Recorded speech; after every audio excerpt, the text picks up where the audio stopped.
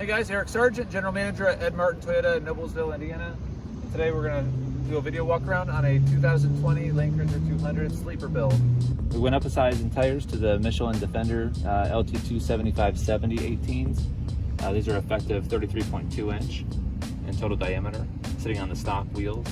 The suspension is an OME BP-51. It's got SPC upper control arms. The preload is set at 5 millimeters, and the rebound is at 2, and the compression is at 7. This configuration mimics a stock suspension perfectly. The BP-51 suspension is set at 1.5 inches in the front, and in the rears we're using the 2720 springs, which do not offer any additional height increase in the rear.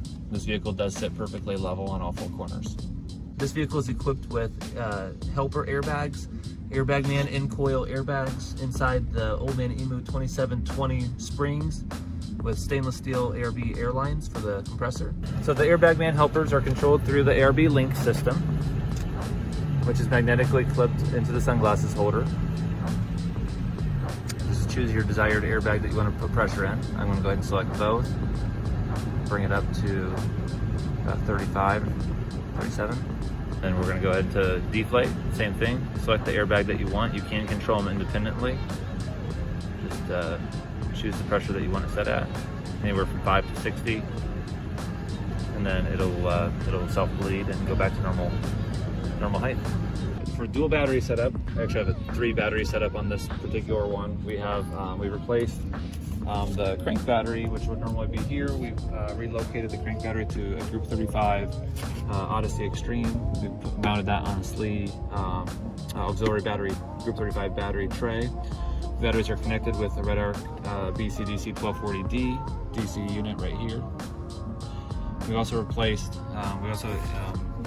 relocated the auxiliary battery to be in the primary battery location, and this is a Group 31 Odyssey Extreme. We also have a 200 amp RedArc SBI, so the vehicle can jump itself.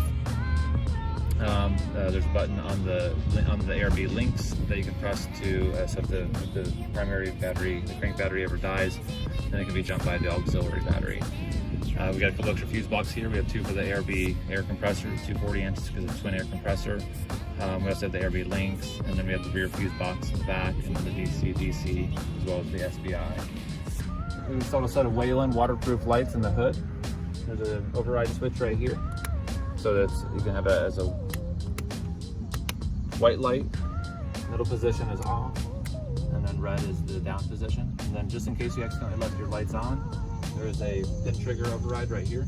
We have the ARB twin air compressor installed on a SLE air compressor tray, all stainless steel lines, pump up kit with a nozzle right here and on the front, and then also a secondary nozzle right here in the back. We have also installed an extra solar input down here, right there, mini Anderson connections for wiring a suitcase or a blanket. This vehicle has a 12.5 gallon auxiliary fuel tank with a upgraded hoses and fittings. This is the auxiliary fuel tank sending module with level indicator.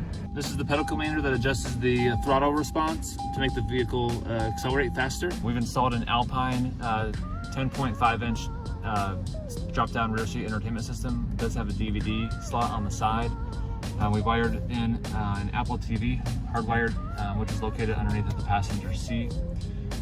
We also have an additional HDMI port right here for an additional gaming console or streaming device. And then we've also added a second HDMI input as well, which is located right here inside the center cubby next to the wireless phone controller, and upgraded the 12-volt outlet to a USB.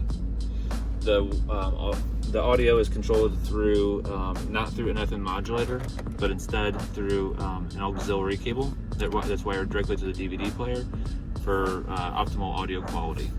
We installed a Yeasu 400 XDR ham radio with a diamond antenna mounted on the hatch. It has a full color touchscreen, and we've installed a dual speaker underneath of the front seat. We've installed a set of Rigid Industries scene lights mounted upside down. We did paint them with the 218 Toyota color code so that they're gloss black, wired into the reverse lights, and then also an override switch, so if you didn't want them on with the reverse lights, but by default, when you touch the brake, they will turn on. This is a standard ARB drawer with a roller top. what we've done is we've removed the gray carpet, we've recarpeted it with a black OEM matching carpet. We've also powder coated the whole unit in black as well. Also, behind the drawer, we've cut off about 12 inches. We just cut the box, cut the back end off, and we created a custom file cabinet for the Kotex 2000 watt pure sine inverter, as well as the RedArc Manager 30 battery management system, and the RedArc Red Vision. So basically we just welded the box back together after we made our file cabinet system. All the wiring is done underneath this side panel right here. And then after the unit was re-welded back together, we powder coated it black, and then recarpeted the whole thing in black automotive OEM matching carpet. So the RedArc Red Vision is controlled through a monitor display, which we've had kind of custom built in to the storage compartment on the tailgate of the Land Cruiser. Right next to it we have an ARB pump-up kit. So it's got a full color screen. This screen does replace the RedArc The Manager 30 screen. So this is a full replacement of that. The Red Vision is an accessory to the Manager 30. We got a handful of things going on here. First of all, there's multiple pages of data that we can kind of cycle through, which we're not going to go through in this video. But it does have temperature of the devices that we have monitored, which is the inverter and the battery. We also have interactive dynamic switching. So right now I'm going to go ahead and turn on the Apple TV, and then the Alpine television set, and then the extra HDMI input. And then within typically a few seconds, it'll automatically update. You can see that the voltage is changing already.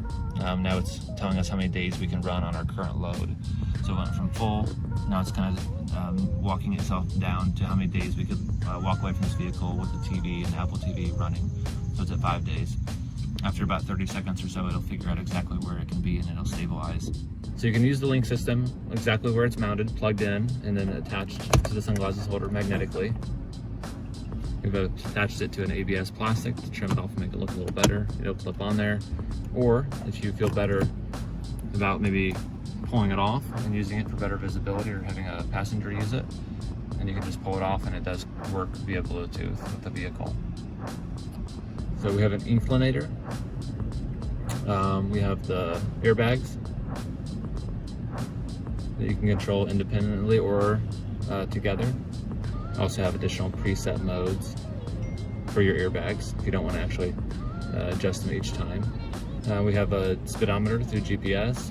We have altitude, and then compass, battery meters for all 3 batteries, the LiFePO4 and then the crank battery, as well as the secondary auxiliary battery, AGM. And then we can control additional redundant switching with the RedArc compressor, on and off. And then we have current date and time, 2 time zones, current time zone and then home time zone, and then inclinator with pitch and roll, and then back to your airbag suspension.